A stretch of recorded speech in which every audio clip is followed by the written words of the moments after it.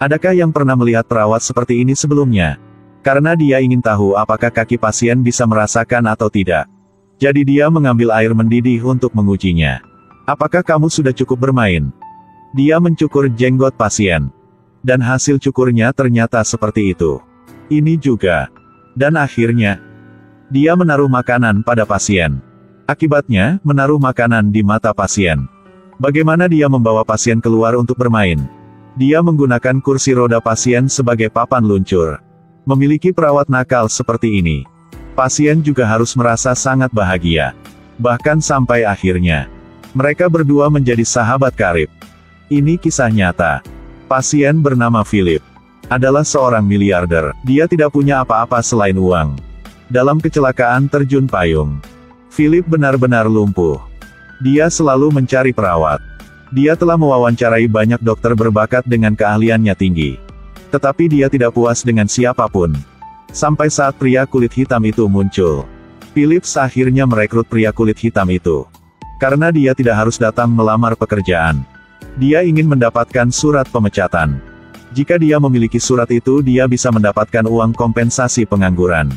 Dia terus terang mengatakan bahwa dia sama sekali tidak mengerti bagaimana perawat. Rumahnya di daerah kumuh. Setiap hari dia tidur di jalan. 6 bulan lalu karena dia merampok, dia masuk penjara. Setelah mengatakan itu, dia juga menggoda asisten yang duduk di sebelah Philip. Philips tersenyum. Tidak tahu kenapa begitu. Kepribadian pria kulit hitam itu membuat Philip merasa sangat nyaman. Kemudian dia memutuskan untuk memberi pria kulit hitam itu percobaan 1 bulan. Dan menyuruhnya pulang dan berpikir untuk 1 malam. Jika dia setuju, dia bisa datang ke sini pagi-pagi keesokan harinya untuk bekerja. Pria kulit hitam merasa terkejut. Ini adalah pekerjaan penuh yang dia miliki selama 20 tahun terakhir. Baru pulang. Dia ingin berbagi kegembiraan ini dengan orang tuanya. Akibatnya, ibunya mengusirnya dari rumah. Karena ibunya belum melihatnya dalam sepanjang 6 bulan. Jadi ibunya merasa sangat marah. Dan berkata jika dia tidak bisa berbagi kesulitan dan kesedihan dengan keluarganya. Dia tidak boleh keluar dan membuat masalah begitu. Tidak ada jalan lain. Dia hanya bisa tidur di pinggir jalan pada malam ini. Malam hari berlalu. Keesokan harinya, pria kulit hitam tiba di rumah Philip tepat waktu. Pengurus rumah membawanya berkeliling rumah mewah ini. Dan memberinya beberapa pekerjaan. Kemudian menunjuk ke ruangan di mana dia akan berada. Mereka membantunya membersihkan kamarnya. Melihat bak mandi mewah di depan mata. Dan rumahnya memiliki bak mandi seperti ini. Pria kulit hitam tanpa ragu-ragu. Dia mengambil semua tugas yang diberikan kepadanya. Memulai hidup baru.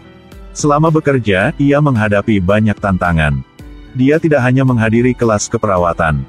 Dia juga membantu Philip mencuci rambutnya. Mengenakan pakaian, membersihkan.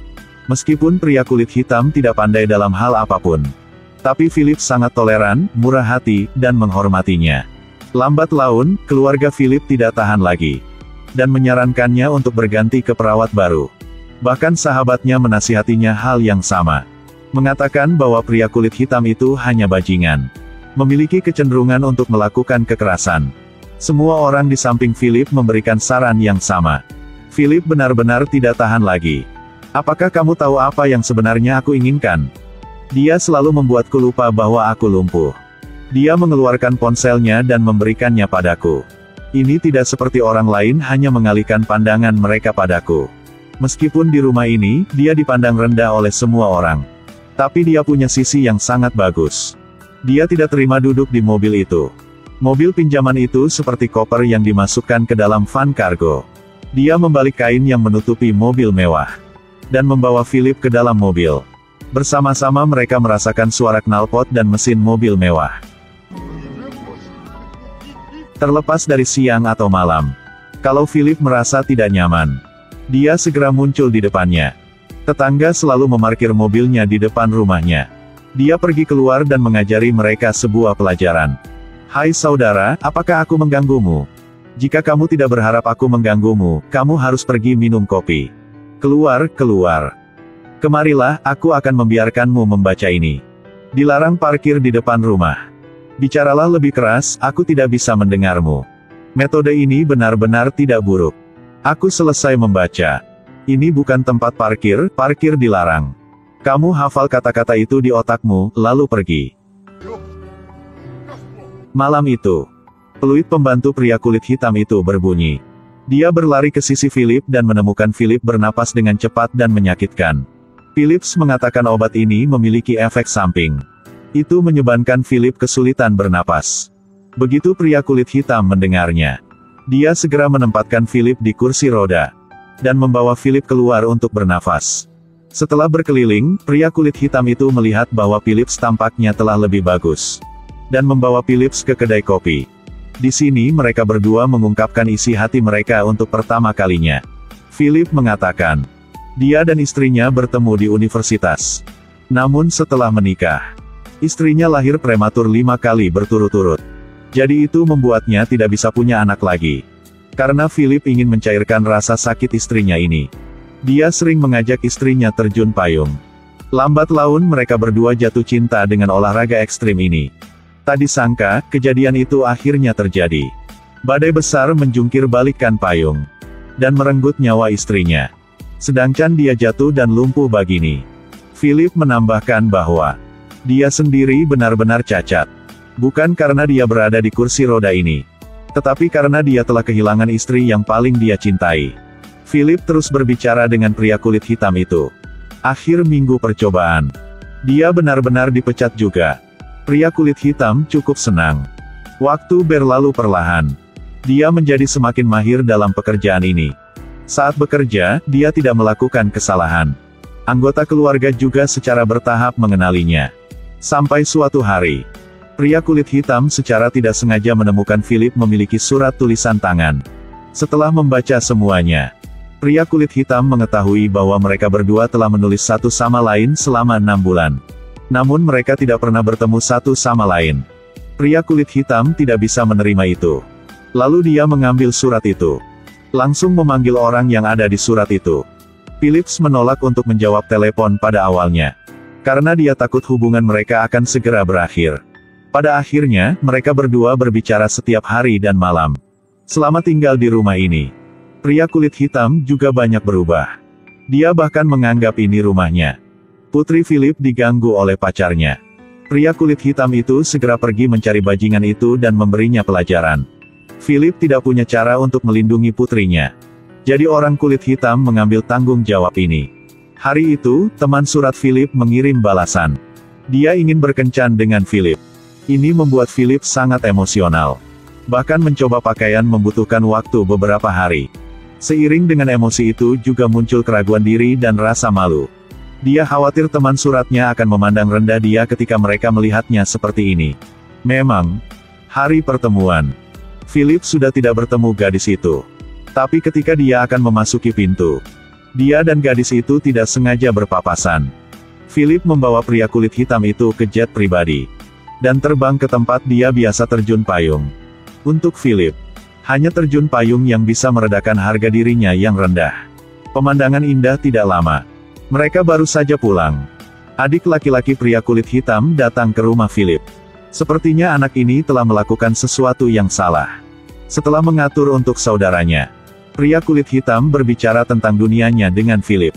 Ternyata pria kulit hitam itu tidak memiliki orang tua kandung. Dan ketika dia berusia 8 tahun, dia diadopsi. Ayah angkatnya meninggal dan ibu angkatnya menikah lagi. Semakin banyak anak di rumah. Philip mengerti itu. Pria kulit hitam juga memiliki tanggung jawab sebagai kakak laki-laki tertua dalam keluarga. Dalam hatinya, Philip benar-benar tidak mau. Tapi dia masih harus memecat pria kulit hitam itu. Keesokan harinya, pria kulit hitam itu pergi. Semua orang di rumah datang untuk mengucapkan selamat tinggal padanya. Ketika dia sampai di gerbang, dia melihat seseorang memarkir mobil di depan rumah lagi. Tapi kali ini dia tidak menggunakan kekerasan untuk menyelesaikannya. Selain itu, ia memberikan saran yang lembut dan menyuruh pengemudi untuk pergi dengan sopan. Setelah pulang, pria kulit hitam membantu saudaranya memecahkan masalah rumit. Dia juga mencari pekerjaan lain. Setelah wawancara, karena dia pernah bersama Philip, pria kulit hitam itu juga memiliki sedikit pemahaman tentang seni. Dia mudah dikenali oleh pewawancara. Di sini, Philip tidak lagi memiliki pria kulit hitam di sisinya. Jadi dia menghadapi kehidupan yang tenang seperti sebelumnya. Dia juga mewawancarai banyak perawat lain. Tetapi dia tidak puas dengan siapapun juga. Orang-orang ini memakai pakaian putih setiap hari. Mereka melakukan semuanya dengan hati-hati. Terkadang, mereka bahkan melihat sikap Philip. Philip menderita hemiplegia. Malam itu, Philip kesakitan lagi karena efek samping obatnya. Dia marah dan menendang semua orang di sekitarnya. Tidak ada cara lain, pengurus rumah datang ke pria kulit hitam itu. Segera setelah itu, mereka berdua bertemu lagi. Dia menemukan penampilan Philip sangat menyedihkan. Karena itu, dia mengajak Philip keluar untuk mencari udara segar. Setelah sampai di pantai, melihat janggut lebat Philip, pria kulit hitam itu menggoda Philip lagi. Itu seperti itu. Atau seperti ini. Ini yang terbagus. Philip akhirnya senang dan tertawa. Akhirnya pria kulit hitam membawa Philip ke restoran di pesisir. Setelah mengatur tempat untuk Philip duduk, pria kulit hitam berkata, "Aku tidak bisa berada ini untuk makan siang denganmu." "Mengapa?" "Aku tidak bisa meninggalkanmu sendirian di restoran." "Jangan khawatir, tidak apa-apa." "Apa itu?" "Kamu tidak bisa lari kali ini."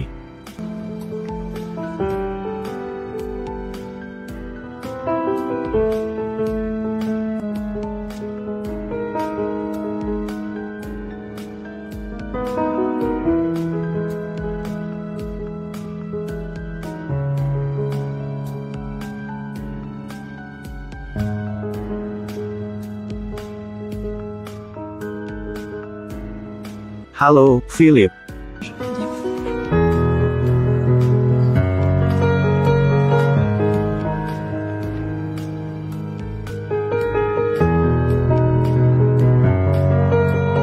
Ini kisah nyata.